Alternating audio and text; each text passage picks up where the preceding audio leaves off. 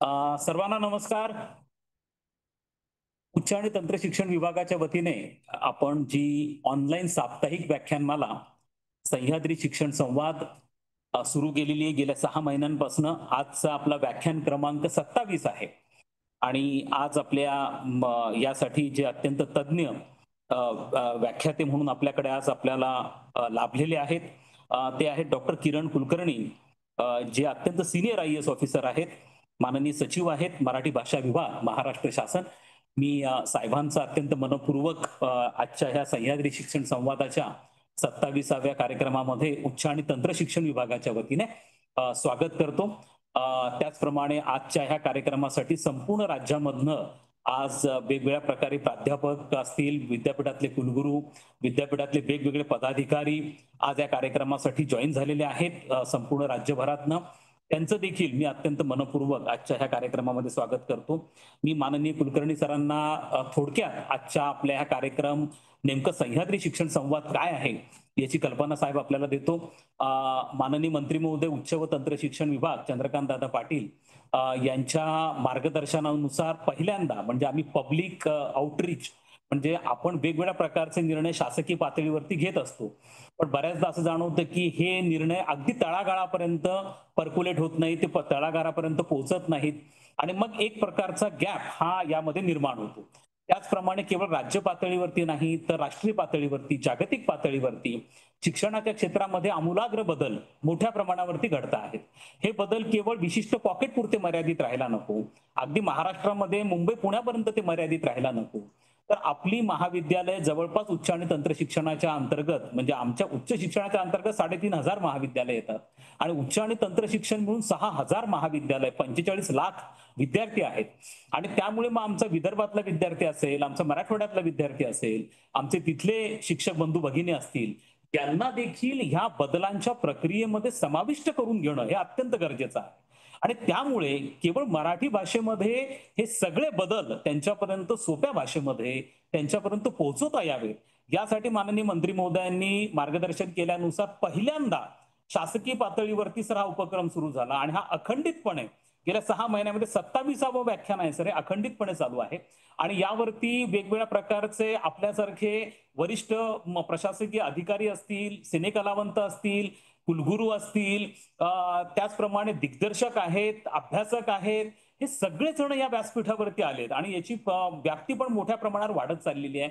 वेगवेगळे विषय आम्ही राष्ट्रीय पातळीवरचे याच्यामध्ये आम्ही हँडल करतो. मागच्या याच्यामध्ये JNUच्या सन्माननीय कुलगुरू शांतिश्री पंडित येऊन गेले, UGCचे सेक्रेटरी मनीष जोशी या व्यासपीठावरती येऊन गेलेले आहेत. त्यामुळे याच्या माध्यमातून मोठ्या प्रमाणावरती आपले सगळे बदल हे तळागाळापर्यंत पोहोचवण्यासाठी आम्हाला खूप मदत होती आहे. आणि त्या शृंखलेमध्ये शक्यतो आम्ही असे विषय हाताळतो की ज्याचा उपयोग हा सर्वसामान्य लोकांमध्ये आहे. आणि राष्ट्रीय शिक्षण धोरण 2020 आम्ही उच्च आणि तंत्र शिक्षण विभागामध्ये सरसकटपणे अकॅडमिक इयर 24-25 पासून राबवायला सुरुवात केली आणि त्याच्या माध्यमातून अनेक गुणात्मक बदल आम्ही शिक्षण क्षेत्रामध्ये घडवून आणत आहोत. आणि त्या शृंखलेचा भाग म्हणूनच आम्ही या संपूर्ण मालिकेकडे पाहतो.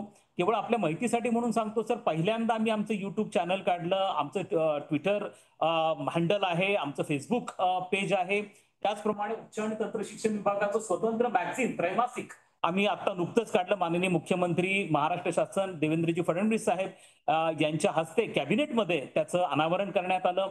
त्याचप्रमाणे आम्ही लवकरच आमचा पॉडकास्ट पण सुरू करतो आहोत आणि याच्या माध्यमातून आपण जे सगळे वेगवेगळ्या प्रकारचे GR काढतो आहोत, त्याचे निर्णय घेतो, त्याचे परिणाम काय होतील या स्वरूपामध्ये सगळ्या महाराष्ट्रातल्या शिक्षक वृंदांना, पालकांना, विद्यार्थ्यांना या सगळ्या प्रक्रियेमध्ये समाविष्ट करून घेण्याचा प्रयत्न, प्रामाणिक प्रयत्न हा आमच्याकडनं होतो आहे. आणि त्या दृष्टिकोनातनं आपण आजचं हे जे व्याख्यान आहे माननीय डॉक्टर किरण कुलकर्णी साहेबांचं यांचं आपण व्याख्यान आयोजित केलंय, भाषणी उपयोजक या विषयावरती.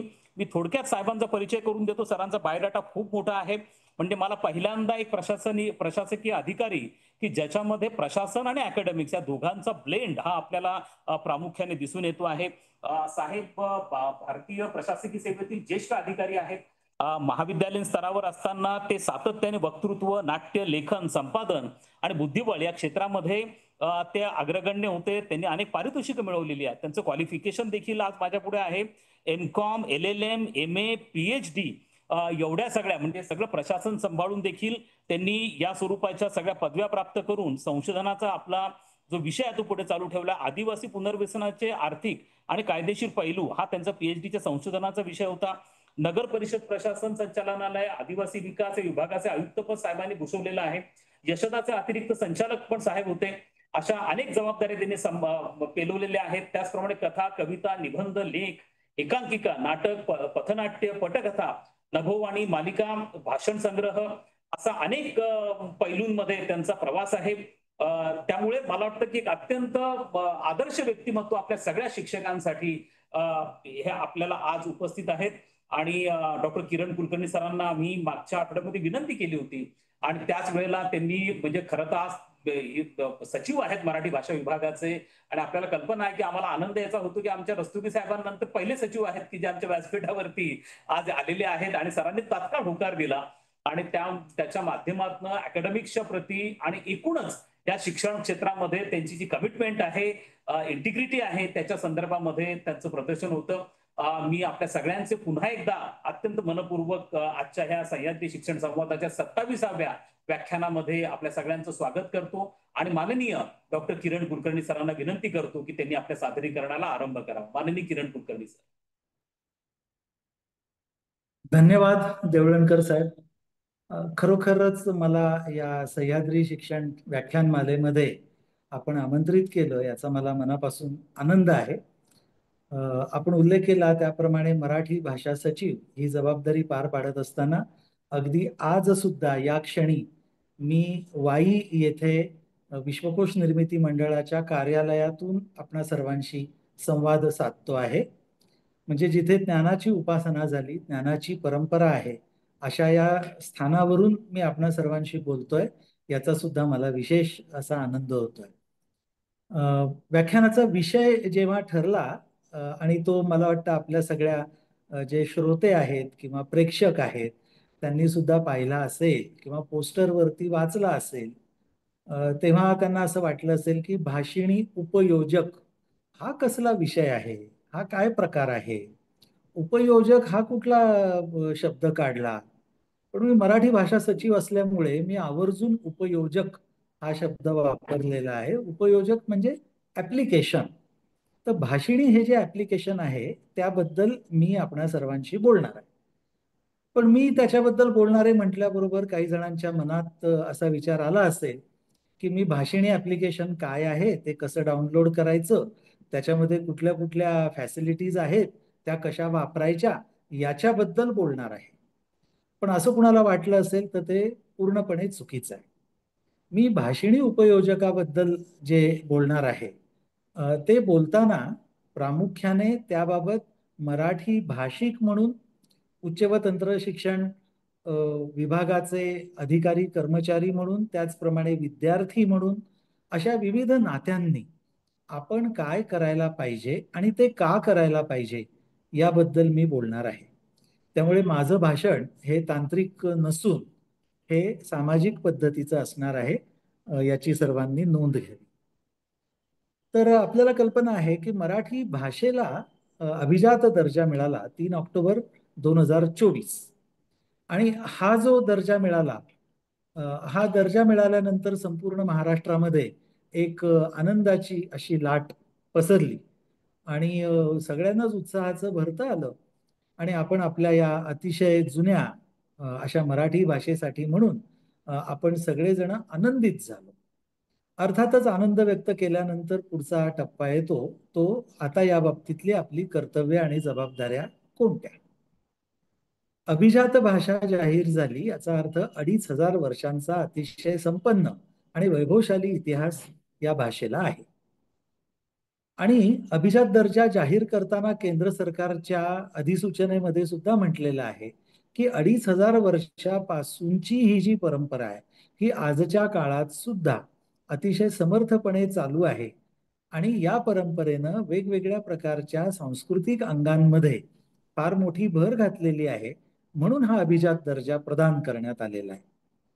आता ही जी घातलेली भर आहे तिचं डॉक्युमेंटेशन करणं, ती जपणं आणि ती पुढे नेणं ही आपल्या सगळ्यांची जबाबदारी आहे. आता आपण सगळ्यांना वाटलं असेल की भाषिणी उपयोजक या विषयावरच्या व्याख्यानात मी हे अभिजात भाषेबद्दल काय बोलतो आहे. तर मित्रांनो, मला तेच सांगायचं आहे. भाषिणी उपयोजक काय आहे, भाषिणी हे ऍप्लिकेशन काय आहे. खरं म्हणजे गेल्या काही काळापासून आपण सगळेजण अनेक खाजगी कंपन्यांची ट्रान्सलेशनची म्हणजे भाषांतराची वेगवेगळी जी उपयोजकं म्हणजे ऍप्लिकेशन्स आहेत ती आपण वापरतो. मग ते गुगलचं असू शकतं, गुगल ट्रान्सलेट असू शकतं, डिओलिंगो असू शकतं, अशी अनेक आहेत. आणि ही सगळी उपयोजकं किंवा ऍप्लिकेशन्स वापरताना आपल्यालाही कधी कधी आश्चर्य वाटतं की इतकं अचूक, इतकं चांगल्या पद्धतीने हे कसं येत आहे. त्याचबरोबर अशी पण एक भावना येते की कित्येकदा आपल्या मनात असतं ते त्या पद्धतीनं येत नाहीये, दुरुस्त्या खूप कराव्या लागतात. मित्रांनो, भाषिणी हा केंद्र सरकारचा जो उपक्रम आहे आणि त्या अंतर्गत हे ऍप्लिकेशन डेव्हलप केलेलं आहे. हे अर्थातच प्ले स्टोअरवरती उपलब्ध आहे, आपण बघू शकता. याच्यामध्ये व्हॉइस टू व्हॉइस किंवा speech to text, text to speech अशा वेगवेगळ्या पद्धतीच्या सर्व्हिसेस आहेत, ज्या इतरही अनेक ठिकाणी आहेत. मग मी भाषिणी उपयोजकाबद्दलच का बोलतोय, तर मला एक थोडासा सखोल असा मुद्दा मांडायचा आहे आणि तो प्रामुख्याने उच्च व तंत्र शिक्षणशी संबंधित या विभागाशी संबंधित अशा आपल्या सर्वांसमोर मांडायचा आहे. एक लक्षात घ्या, जेव्हा भाषिणीसारखे किंवा इतर जी खाजगी कंपन्यांची ऍप्लिकेशन्स असतात, ही जेव्हा प्रसिद्ध होतात आणि त्यांचा मोठा वापर सुरू होतो, तेव्हा काय होणार आहे. तर तेव्हा अर्थातच तुम्ही कोणत्याही भाषेत बोला, त्याचं दुसऱ्या भाषेमध्ये जस्ट इन टाइम त्याच वेळेस ट्रान्सलेशन होणार आहे. म्हणजे आपण विचार करा की बँकेत समजा आपण गेलो किंवा भाजीवाल्याकडे गेलो आणि भाजीवाल्याला तमिळ भाषेमध्ये कुणीतरी भाजी मागितली, तर ती त्या भाजीवाल्याला तत्काळ मराठीमध्ये ती डिमांड ऐकू येणार आहे आणि तो ती डिमांड पूर्ण करणार आहे. म्हणजे याचा अर्थ असा की हे जे भाषिक फरक आहे किंवा आपण लँग्वेज डिवाइड म्हणतो, हा हा डिवाइड नष्ट होणार आहे. मग असा लँग्वेज डिवाइड जर नष्ट होणार आहे, तर मग मराठी भाषा प्रेमी म्हणून किंवा अभिजात मराठीचे पाईक म्हणून आपली काय जबाबदारी असणार आहे. तर याच मुद्द्यावरती मला आपल्या सर्वांशी संवाद साधायचा आहे. मुद्दा असा आहे की या वेगवेगळ्या ऍप्लिकेशन्स वरती क्वालिटी ट्रान्सलेशन किंवा क्वालिटी सर्व्हिस, अतिशय गुणवत्तापूर्ण असा परफॉर्मन्स हा कशामुळे येतो. याचं उत्तर अगदी स्पष्ट आहे. आपल्यापैकी जे संगणक शास्त्राशी संबंधित लोक असतील त्यांना लगेचच हे उत्तर कळेल की ज्या ऍप्लिकेशन मध्ये जास्तीत जास्त शब्दांचा साठा असतो, शब्दसंचय असतो किंवा जास्तीत जास्त लोक ते ऍप्लिकेशन वापरतात आणि ते वापरल्यामुळे त्यांनी ज्या पद्धतीने वापर केलेला आहे ती माहिती त्या ऍप्लिकेशनच्या ब्रेन मध्ये जाते आहे आणि ती स्टोअर करून त्याचं रूपांतर चांगल्या सर्व्हिस मध्ये होत आहे. आता हे आपण लक्षात घेतलं तर या पार्श्वभूमीवर आपण भाषिणीकडे बघूयात. त्याचं कारण असं की भाषिणी हा कुठलाही खाजगी उपक्रम नाही. कोणत्याही खाजगी उपक्रमाचा असतो तसा मार्केट मिळवणं किंवा नफा कमवणं हा या उपक्रमाचा उद्देश नाही. किंवा आपण त्याच्यामध्ये जी माहिती देणार आहोत त्या माहितीचा इतर कुठल्या प्रकारे उपयोग करून त्याचा काही त्रास होण्याची शक्यता नाही. हा शासकीय उपक्रम आहे आणि म्हणून भाषिणी या उपक्रमामध्ये 22 भारतीय भाषा आणि 15 परकीय भाषा अशा 37 भाषांमधले ट्रान्सलेशन्स अवेलेबल होऊ शकतात. Speech to text, text to speech किंवा वेबसाईटच्या वेबसाईट अख्खी त्या भाषेमध्ये भाषांतरित होणं, अशा प्रकारच्या सर्व्हिसेस आहेत. आता आपण मूळ मुद्द्याकडे येऊ. भाषिणीचे जे दिल्लीतले धुरंधर आहेत त्यांच्याशी बोलणं झालं असता असं लक्षात आलं की अजूनही भाषिणीवरती आपल्या भारतातल्या ज्या 22 भाषा आहेत त्यातली एक मराठी आहे, यांचा परफॉर्मन्स अपेक्षे इतका वरती गेलेला नाही. म्हणजे तो खाजगी ऍप्लिकेशनच्या तुलनेत चांगला आहे, त्यांच्या तोडीस तोड आहे. परंतु अधिक गुणवत्तापूर्ण असा जर आपल्याला परफॉर्मन्स पाहिजे असेल तर भाषिणीमध्ये जास्तीत जास्त शब्दसंचय असणं आणि त्याचबरोबर तिथे जास्तीत जास्त ऑडिओ स्पीचेस आपल्या भाषेतली ही पोहोचणं हे गरजेचं आहे. हे कसं शक्य होईल? हे शक्य होण्यासाठी आमच्या मराठी भाषा विभागानं आमचे जे 29 परिभाषा कोश आहेत, म्हणजे 29 विषयावरची परिभाषाचे ते कोश आहेत, हे 29 कोश आम्ही भाषिणीला सुपूर्द केले. याचा अर्थ असा की जवळपास 4 लाख शब्दांचा संचय आम्ही भाषिणीकडे सुपूर्द केला. त्याचबरोबर ऑडिओ सॅम्पल्स, म्हणजे आपल्याला कल्पना आहे की महाराष्ट्रामध्ये विदर्भातली मराठी थोडी वेगळी आहे, सोलापूरचा टोन थोडासा वेगळा आहे, खानदेशी लोक बोलतात ते वेगळ्या पद्धतीनं बोलतात. आणि आपल्याला जर स्पीच टू टेक्स्ट किंवा स्पीच टू स्पीच असं ट्रान्सलेशन करायचं असेल आणि ते गुणवत्तापूर्ण पाहिजे असेल तर लोकसहभाग गरजेचा आहे.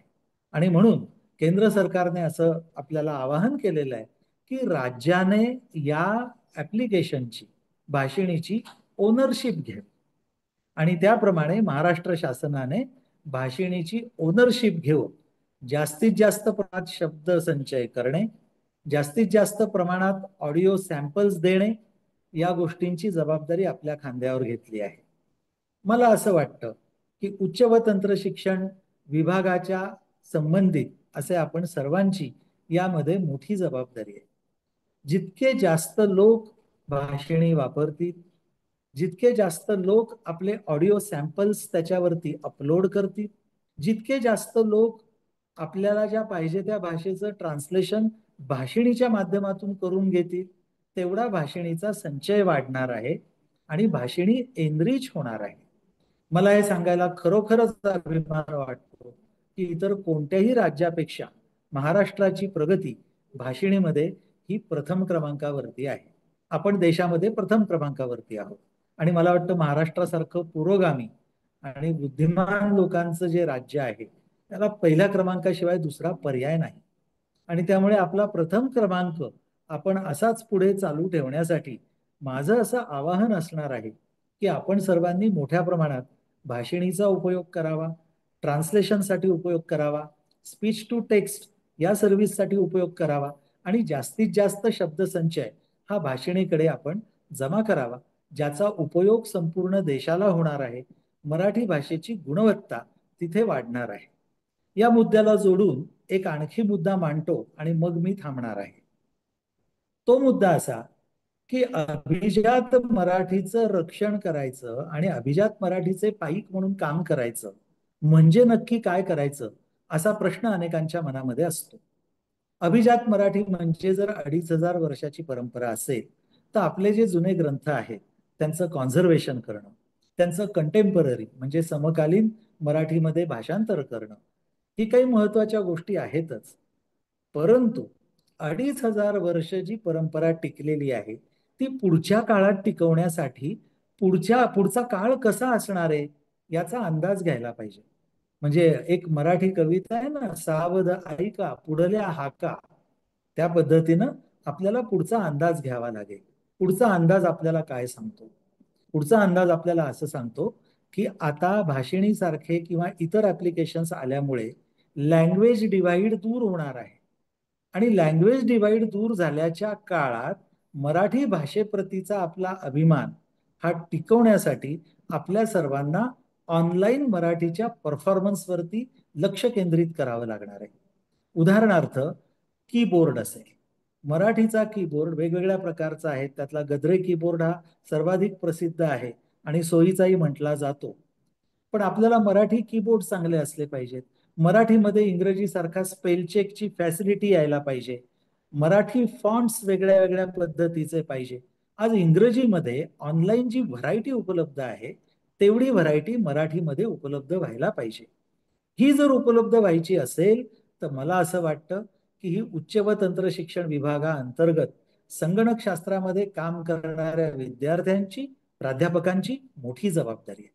त्या सर्वांनी जर पुढाकार घेतला तर सर्वसामान्य माणसाला अतिशय सोयीचं जाईल अशा प्रकारचे कीबोर्ड्स, अशा प्रकारचे फॉन्ट्स आणि ऑनलाईन मराठीसाठी अनेक प्रकारची सॉफ्टवेअर्स ही तयार होऊ शकतील.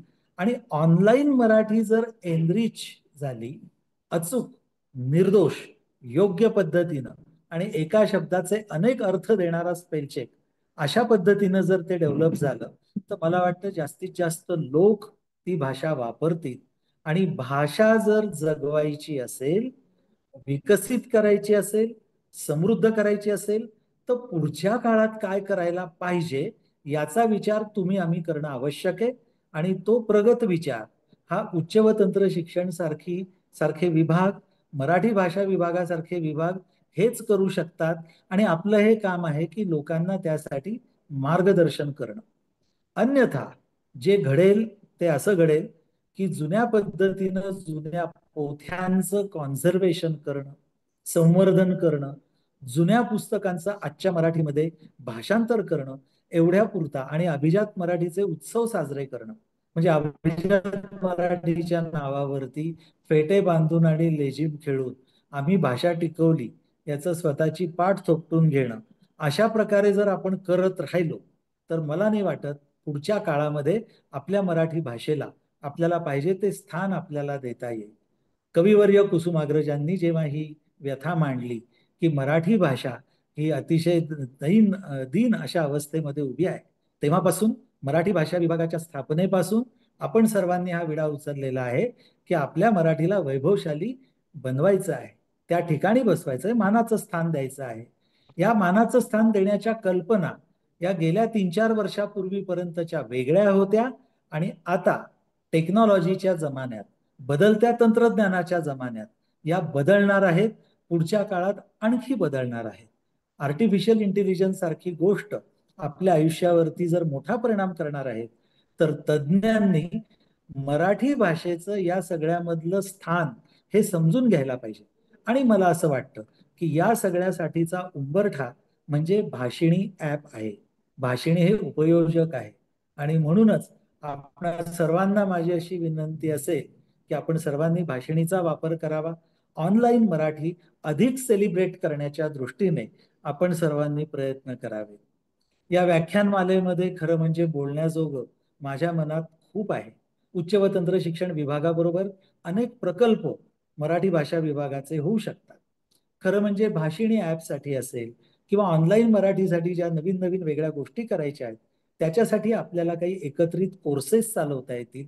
अगदी महाराष्ट्राच्या कानाकोपऱ्यात पसरलेल्या महाविद्यालयांमध्ये अनेक अतिशय हुशार, ब्राईट असे स्टुडंट्स आहेत. या स्टुडंट्सच्या मदतीने आपल्याला मराठी भाषेला अधिक उन्नत स्थानी आपल्याला घेऊन जाता येईल. पण अशा सगळ्या बाकीच्या योजनांबद्दल नंतर कधी स्वतंत्रपणे बोलूयात. आपण सर्वांनी भाषिणी उपयोजकाबद्दल मी जी मांडणी केली ती ऐकून घेतली आणि मला अशी आशा आहे की येत्या काळामध्ये आपण सर्वजण त्या दृष्टीनं मराठी भाषा विभागाला आणि मराठी भाषेच्या उन्नतीला सहकार्य कराल अशी अपेक्षा बाळगतो. मला या व्याख्यानमालेत बोलण्याची संधी दिली याबद्दल मी आभार मानतो. देवळणकर सर आणि सर्व आयोजकांचे मी आभार मानतो. याबाबत काही मुद्दे किंवा काही प्रश्न असतील तर सर्वांच्या वतीनं देवळणकर सरांनी काही मुद्दे उपस्थित केले तर मी बोलेन. त्यासाठी मी थोडंसं 2-5 मिनिटं आधी माझं हे भाषण थांबवतो. धन्यवाद. धन्यवाद डॉक्टर किरण कुलकर्णी सर. आणि अत्यंत उत्तम पद्धतीने साधारणतः एक 25-30 मिनिट आपण आज मराठी भाषेला अभिजात भाषेचा दर्जा मिळाल्यानंतर आपल्या भाषेचं अस्तित्व केवळ अस्तित्व टिकवणं नाही तर तिला एक सन्मान जागतिक पातळीवरती कशा पद्धतीने आपल्याला मिळवून देता येईल या दृष्टिकोनातनं कशा पद्धतीने भाषणी उपयोजकचा उपयोग होऊ शकतो आणि आपण केला पाहिजे, नवीन तंत्रज्ञानाचा उपयोग कशा पद्धतीने केला पाहिजे या दृष्टिकोनातून अतिशय उत्तम मार्गदर्शन आपण केलं. मी आपला अत्यंत मनपूर्वक यासाठी आभारी आहे.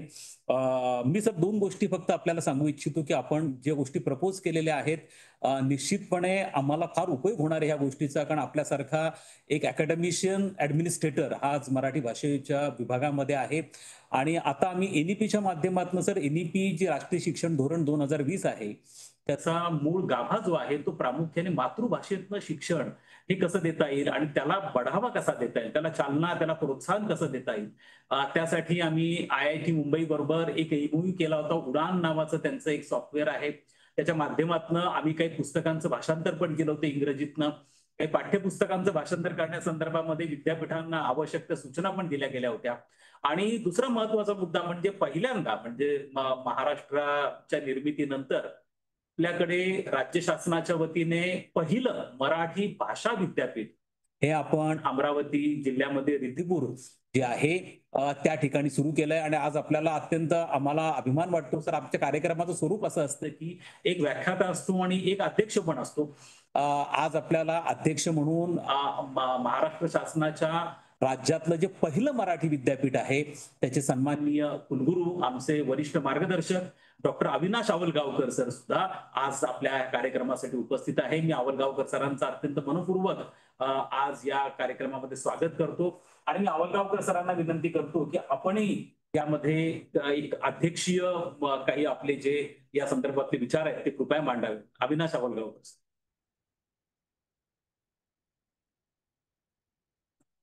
सर, आपल्यापर्यंत आवाज येतोय?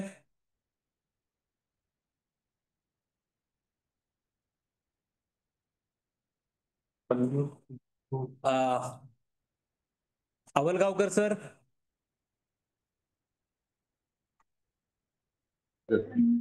हा सर, आवाज येतोय माझा? हो, हा येतोय सर, येतोय. तुमचा फक्त व्हिडिओ दिसत नाही, आपला आवाज मात्र येतोय सर. बरोबर, मला व्हिडिओ दाखवू का ताई? एक मिनिट, व्हिडिओ चालू करून दे मला. व्हिडिओ म्हटलं मी दिसलो पाहिजे सर.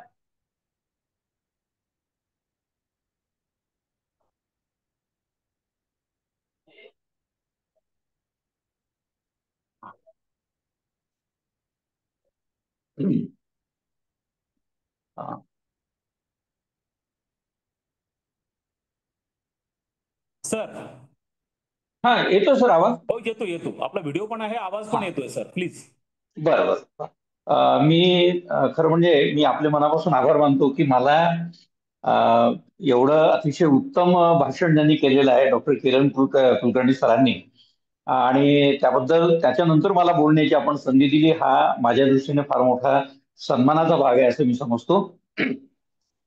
मुख्य म्हणजे भाषिणी ह्या ऍपच्या बद्दल जी माहिती सरांनी दिली ती फार महत्वाची आहे. कारण मराठी भाषेच्या विकासाच्या संदर्भामध्ये आपल्याला पुढे जायचं असेल तर तो तंत्रज्ञानाचा आधार घेऊन आपल्याला कसं पुढे जाता येऊ शकेल आणि या धोरणामध्ये आपल्याला उत्तम पद्धतीने सहभागी होता येऊ शकेल, तर ही एक चांगली माहिती आपण दिली सर. मी मराठी भाषा विद्यापीठाच्या वतीने आपले मनापासून आभार मानतो की आपण ही नवी माहिती आमच्यापर्यंत पोहोचवलेली आहे.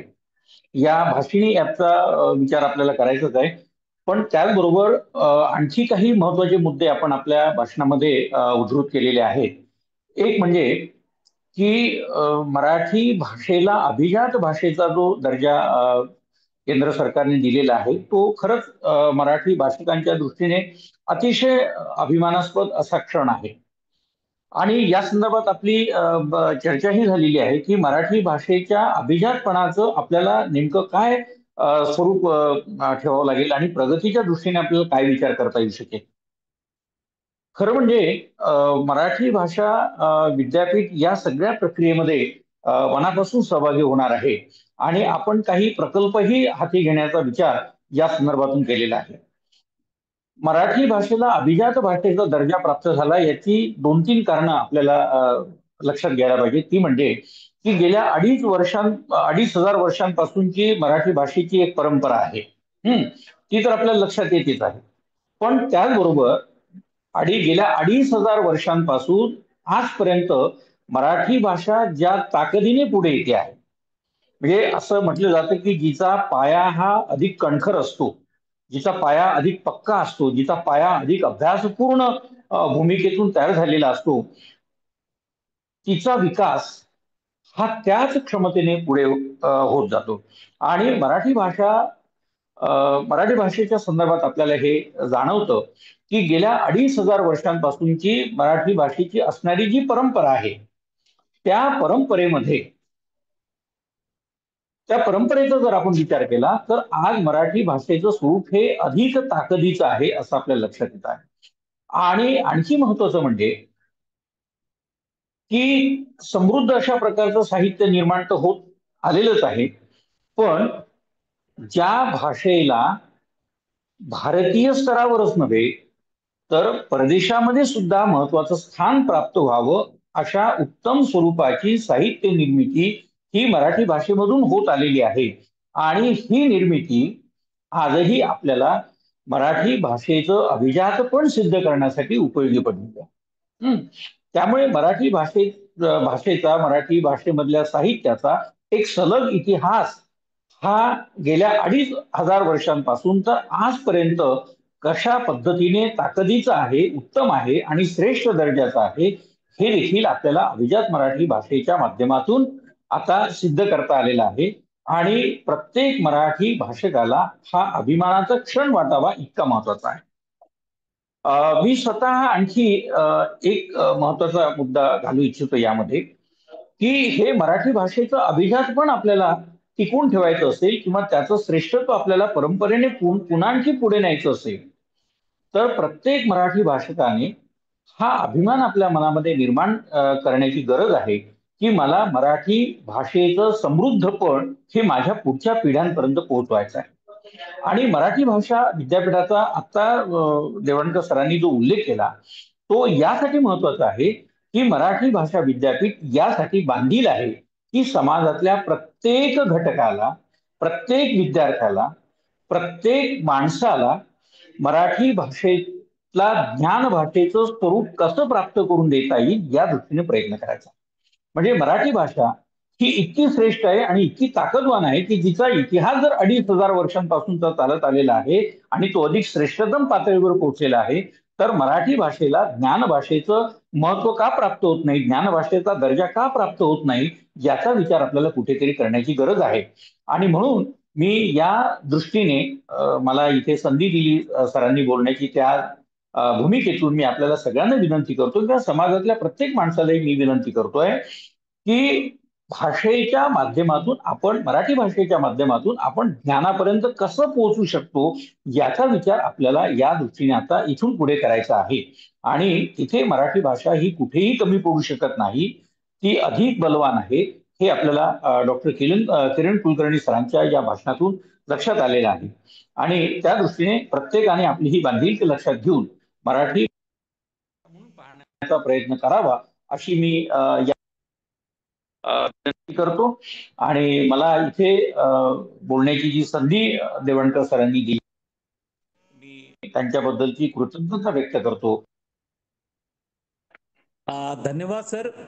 आपल्याकडे आज संपूर्ण राज्यभरातनं जे सगळेजण आपले प्राध्यापक आणि विद्यार्थी पालक जॉईन झालेले आहेत. आपल्याला कोणाला काही प्रश्न असेल, आज किरण कुलकर्णी सरांचं जे सादरीकरण झालंय त्याच्या आधारावरती भाषणी उपयोजकासंदर्भामध्ये काही प्रश्न असतील तर कृपया आपण हँड रेज करावा, आम्ही अनम्यूट करू आणि आपण प्रश्न विचारू शकता.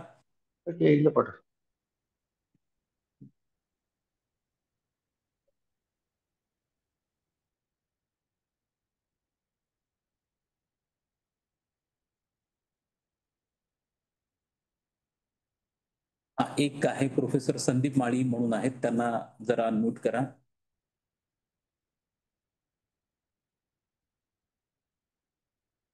सर नमस्कार. हा नमस्कार, विचारा प्रश्न तुमचा.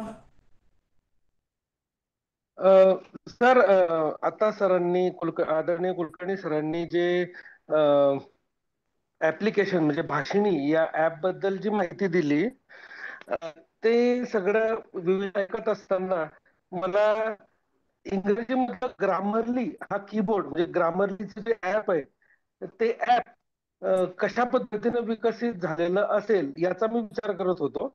आणि मग लक्षात आलं की सिरी किंवा अलेक्सा किंवा गुगल असिस्टंट हे जे ट्रान्सलेट किंवा मराठीतून आपण या ऍप्लिकेशनशी जो संवाद साधतो आणि आपल्याला त्याचं अपेक्षित उत्तर मिळतं, मिळण्याचा 90-95% आहे. परंतु सरांनी जे सांगितलं की आपण जो डाटा पुरवावा लागणार आहे त्यामध्ये मला फक्त एक असं सुचवावंसं वाटतं किंवा आपण दूर करावी की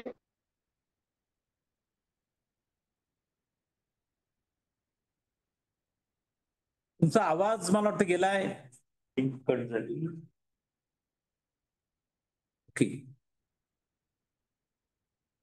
मला वाटतं त्यांचं प्रश्न ऑब्झर्वेशन पहिले त्यांनी केलं मेन्शन, पण प्रश्न विचारायच्या वेळेलाच ते मला वाटतं काही कनेक्टिव्हिटीचा इश्यू निर्माण झाला. एनिवे सर, मला फक्त दरम्यानच्या काळात एक गोष्ट अशी यामध्ये ऍड करायची की आपण संयुक्त विद्यमाने काही उच्च आणि तंत्र शिक्षण विभाग आणि मराठी भाषा विभाग करू शकतो का? त्याला यासाठी पण खूप चांगला स्कोप आहे की आम्ही नुकतंच एक महाज्ञानदीप नावाचं एक ऑनलाईन पोर्टल सर शासनाचं पहिल्यांदा आपण ते लॉन्च केलं आहे. आणि आपल्या 100 दिवसाच्या कार्यक्रमामधला तो एक अतिशय महत्वपूर्ण अशा स्वरूपाचा कार्यक्रम होता.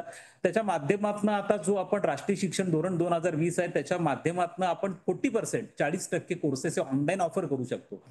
तर या पोर्टलचं जे युजीसीचं या स्वरूपाचं जे एक स्वयं नावाचं पोर्टल आहे की ज्याचे विद्यार्थी कोर्सेस घेऊ शकतात, अशा स्वरूपाचं हे महाज्ञानदीप नावाचं पोर्टल आहे. त्याच्यावरती आपण एखादा कोर्स विकसित करून जर तो टाकला तर अख्ख्या राज्यभरातले विद्यार्थी त्याला ऑप्ट करू शकतील आणि मग तो 1 क्रेडिट 2 क्रेडिटचा असेल, 15 तास किंवा 30 तासांचा तो कोर्स असू शकतो. तर अशा स्वरूपाने एखादा जॉईंटली आपल्याला जर एखादा कोर्स विकसित करता आला तर तो फार उत्तम पद्धतीने संपूर्ण राज्यभर हा त्याला एक चांगला प्रतिसाद आपल्याला मिळू शकतो. मला असं वाटतं की सर आता एक पुन्हा डॉक्टर सुष्मिता अंबाडेकर म्हणून आहेत, त्यांनाही विचारायचं आहे. आपला प्रश्न फक्त थोडक्यात आणि लवकर विचारा, ऑब्झर्वेशन पेक्षा डायरेक्टली प्रश्न विचारा आपण. सर सर आम्ही लहानपणापासून मराठीची बाराखडी शिकत आलोय. त्याच्या आता क ख ग ड नंतर मग ड, त्याच्या खाली टिंब, मग अंग, मग त्याच्या अजून दुसरे एक. तर हे जे शेवटचे जे आहे जे अक्षर त्याचा मला कुठेच यूज भेटला नाही. त्याचा यूज कुठे आणि कसा आहे हे माझ्या मनात सतत पडलेला एक प्रश्न आहे. तर त्याच्याबद्दल काही माहिती मिळाली तर बरं होईल सर. सिलेबस बाहेरचा प्रश्न विचारलाय मॅडम तुम्ही, पण मी सांगतो आपल्याला. काय असतं, भाषा ही प्रवाही असते. त्यामुळं वर्णमालेमध्ये एका विशिष्ट काळात जेवढे वर्ण निश्चित करण्यात आले त्यातले काही वर्ण हे संस्कृतच्या प्रभावामुळे निश्चित करण्यात आलेले होते. उदाहरणार्थ क ख ग घ ङ हा वाङ्मयमध्ये फक्त आपल्याला दिसतो, बरोबर? किंवा य हा उच्चार नय तत्पुरुष समास या उच्चारात फक्त आपल्याला दिसतो. तर अशा प्रकारे अनेक जे वर्ण आहेत ते कमी कमी शब्दांमध्ये वापरले जाऊन कधी कधी नष्टप्राय सुद्धा होतात. त्याप्रमाणे आपल्या मराठी वर्णमालेमध्ये सुद्धा काही थोडे बहुत बदल होत आहेत.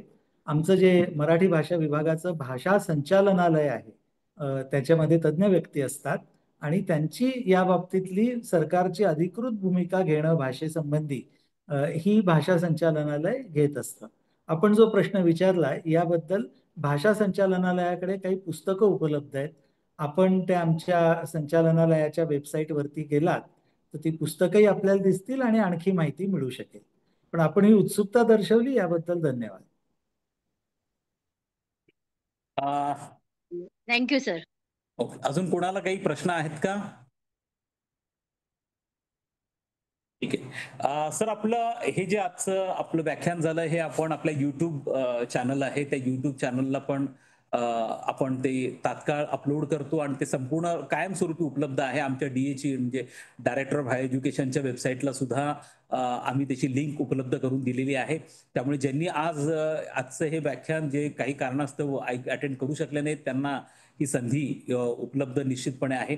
मी कुलकर्णी सरांचे अत्यंत मनपूर्वक मी आभार मानतो की आज ते वाईवरनं आम्हाला जॉईन झालेले आहेत आणि तिथंही वेळ काढून सरांची याच्यातनं त्यांची एकूणच अकॅडमिक कमिटमेंट जी आहे ती पूर्ण अधोरेखित प्रामुख्याने होते. त्याचप्रमाणे आवलगावकर सर आज आम्हाला ते सातत्याने अत्यंत सर प्रत्येक व्याख्यानाला जवळपास सर उपस्थित असतात आणि ते अत्यंत सिरियसली ऐकतात आणि ते त्या संदर्भामधले आपले अभिप्राय पण वेळोवेळी व्यक्त करत असतात. मी त्यांचं देखील अत्यंत मनपूर्वक आभार मानतो. त्याचप्रमाणे आज संपूर्ण राज्यामधनं आमचे प्राचार्य, संचालक, त्याचप्रमाणे आमचे सर्व प्राध्यापक, विद्यार्थी, तसेच आमचे जॉईंट डायरेक्टर्स, विद्यापीठातले कुलगुरू आणि इतर पदाधिकारी आज सगळेजण या ठिकाणी जॉईन झाले. आजचा अत्यंत महत्वपूर्ण विषय होता आणि त्या दृष्टिकोनातून आपण सगळ्यांचं मी उच्च आणि तंत्र शिक्षण विभागाच्या वतीने आपल्या सगळ्यांचे अत्यंत मनपूर्वक आभार मानतो. आमच्याकडे आमच्या बॅक ऑफिसमध्ये प्राध्यापक डॉक्टर प्रशांत मगर आहेत, डॉक्टर सिन्नलकर आहेत, मिस्टर विवेक पवार आहेत. आता ह्या तिघांनी पण आज संपूर्ण आयोजनाची महत्त्वाची भूमिका निभावली. त्यांचाही मी आभारी आहे. आणि पुन्हा एकदा एक नवीन विषय घेऊन 28व्या व्याख्यानामध्ये आपण पुढच्या शुक्रवारी सगळेजण पुन्हा एकदा भेटणार आहोत. तोपर्यंत मी पुन्हा एकदा सगळ्यांचे आभार मानतो, विशेष करून कुलकर्णी सरांचे आणि अवलगावकर सरांचे. धन्यवाद.